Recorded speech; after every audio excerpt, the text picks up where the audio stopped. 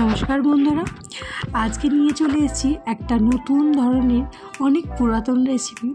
Please ভিডিওটা কেউ skip করবে না, পুরো ভিডিওটা দেখার অনুরোধ রইল। আর যদি ভিডিওটা ভালো লেগে থাকে লাইক কমেন্ট শেয়ার করতে একদম ভুলবে না।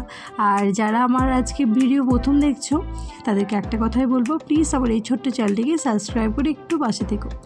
আজকে তোমাদের সাথে শেয়ার করতে চলেছি লাউ বড়ির একটি অতি সাধারণ রেসিপি।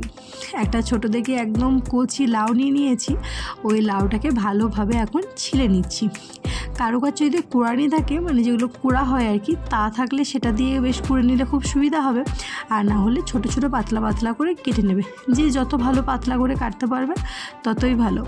আমার আর কি চাকুটাই খুব একটা ধার ছিল না, তার জন্য অতি পাতলা করে কাটতে পারিনি, সাইজ একটু মোটামোটাই করে কেটেছিলাম আর কি। কিন্তু যে যত মানে আর কি পাতলা করে কাটতে পারবে তার রান্নাটা আর কি তত তাড়াতাড়ি হয়ে যাবে। দেখো আমি তাড়াতাড়ি করে কেটে নিচ্ছি। এটা রান্নাটা করতে খুব একটা বেশি টাইম লাগে না আর খুব চটজলদি হয়েও যায়। আর এই রান্নাতে অতিরিক্ত কিচ্ছু লাগে না।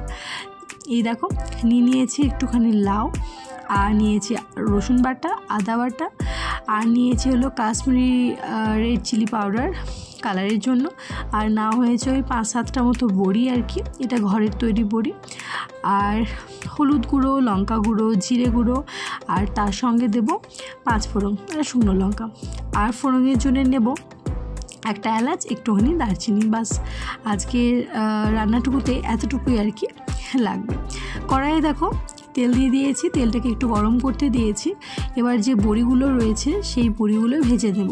আমার কাছে একটু মোটা সাইজের বড়ি ছিল, কারো কাছে যদি ছোট্ট ছোট যে বড়িগুলো পাওয়া যায় ওই বড়িগুলো দিলেও খুব ভালো লাগে, তাহলে গুঁড়ো করতে হবে না। আর এই বড়িটাকে ভালোভাবে ভেজে নিয়ে গুঁড়ো করে নিতে হবে। দেখো আমি এটাকে আর কি ভালোভাবে ভাজতে দিয়েছি। তেলটা যেহেতু একটু বেশি পরিমাণে নিয়েছি, তার জন্য ওতে 5 ফোড়ন আর ওই ফোড়নটা আর কি দিয়ে দিলাম, 5 ফোড়ন, এলাচ, শুকনো লঙ্কা, দারচিনিটা আর কি ফোড়ন হিসাবে দিয়ে দিয়েছি। দেখো বড়িগুলোও কিন্তু এবার লাল লাল করে ভাজা হয়ে গেছে। এবার আমি একটা একটা করে বড়ি আর কি সমস্তটাই আর কি তুলে রেখে দেবো। আমার বড়িগুলো সব তোলা হয়ে গেছে। এবার ওই তেলের মধ্যেই দিয়ে দিয়েছি রসুন বাটা। প্রথমে একটুখানি রসুন বাটা দিয়েছি, তারপরে ওই আদা বাটা, মানে যে মশলাগুলো আর কি আমরা প্রতিদিন রান্নায় ব্যবহার করি সেই মশলাগুলোই আর কি দিয়ে দেবো। এটা দিয়ে দিলাম আদা বাটা।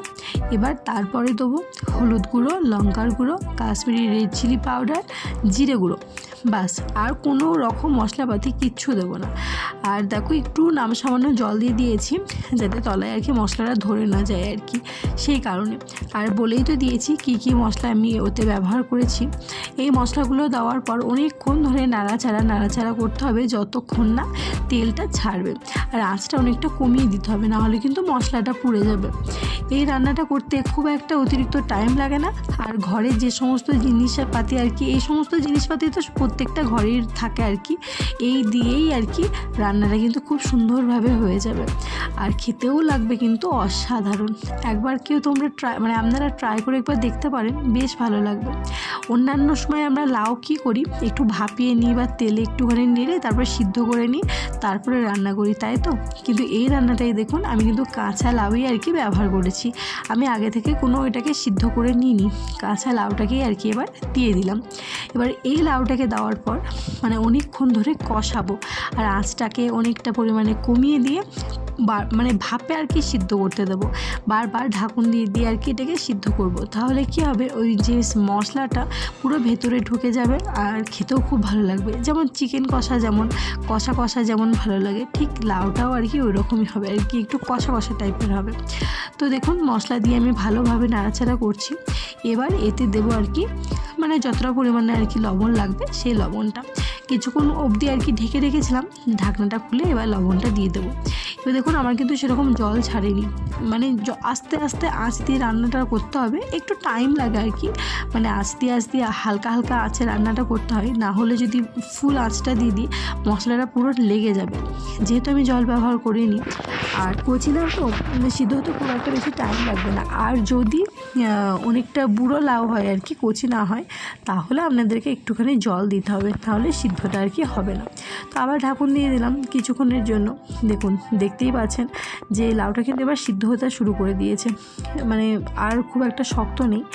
আর তেলটাও চারিদিকে আর কি ছাড়তে শুরু করে দিয়েছে। তো তেলটা যে ছাড়তে শুরু করে দিয়েছে এই মুহূর্তে আমি যে বড়িগুলো ভেজে রেখেছিলাম সেইগুলোই হাতে করে আর কি গুঁড়িয়ে নিচ্ছি আর কি। এই গুঁড়ো বড়িগুলো ওর উপরে ছড়িয়ে দেবো। আর যদি আপনাদের কাছে ছোটো সাইজের বড়ি থাকে, যেগুলো ফুল বড়ি বলা হয়, ওই বড়ি থাকলে ভাঙার কোনো দরকার নেই, ওইগুলো তেলে ভেজে ওর উপরে দিয়ে দিলেই হয়ে যাবে। মানে যেন একটু মুখে পড়ে, পুরোপুরি গুঁড়ো করে দিলে তো মুখে পড়বে না, আর মুখে না পড়লে ভালো লাগবে না। এর সাথে যদি চিংড়ি মাছও থাকে তো খুব ভালো লাগবে চিংড়ি মাছ দিলে।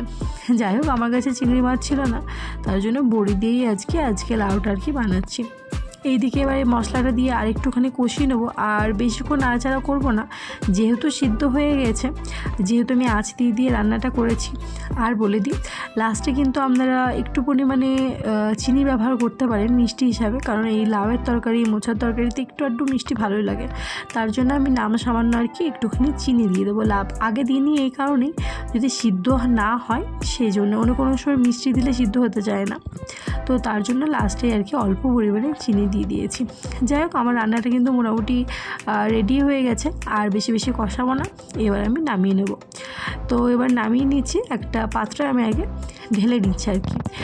কেউ লাস্টে এই রান্নাটার পর কিন্তু একটুখানি ঘি আর গোলমরিচের গুঁড়ো দিতে পারেন। আমি আর ঘি দিইনি, যেহেতু তেলটা একটু বেশি দিয়েছিলাম, তাই আর ঘি আর ব্যবহার করিনি। আমার কিন্তু বড়ি লাউয়ের রেসিপি একদম রেডি হয়ে গেছে, দেখতেই পাচ্ছেন ধোঁয়া উঠছে, আর কালারটাও এসছে কিন্তু খুব সুন্দর। আপনারা যদি চান এইভাবে কিন্তু লাউ রান্না করে দেখতে পারেন, খেতে কিন্তু খুব ভালো হয়, রুটি, ভাত সব কিছুর সাথেই আর কি বেশ ভালো লাগে। আর সবাই তো জানেন সবজি খাওয়া সত্যিই স্বাস্থ্যের পক্ষে অনেক ভালো। লাউ দিয়ে তো অনেক রকম রেসিপি তৈরি করা হয় আর কি, লাউ ডাল, লাউয়ের এমনি তরকারি। আর এই বড়ি লাউটা যদি কেউ একবার না খেয়ে থাকেন, মানে লাউ বড়ির রেসিপিটা যদি একবার কেউ না খেয়ে থাকেন, অবশ্যই একবার চেষ্টা করবেন খাওয়ার, আশা করি সকলের ভালো লাগবে। আর বারবার বলে দিচ্ছি, যদি লাউটা অনেকটা পরিমাণে মানে বুড়ো টাইপের হয় আর কি, তাহলে ওই লাউটাকে আগে একটুখানি ভাপিয়ে নেবেন, নাহলে ভালো লাগবে না। আর এই রেসিপিটা তৈরি করতে গেলে কিন্তু একটু কচি লাউয়েরই দরকার। যাই হোক, আজকে এই ভিডিওটা এতটুকুই রাখলাম। প্লিজ কেমন লাগলো আমার ভিডিওটা একটু জানাবেন। সবাই ভালো থাকবেন, সুস্থ থাকবেন।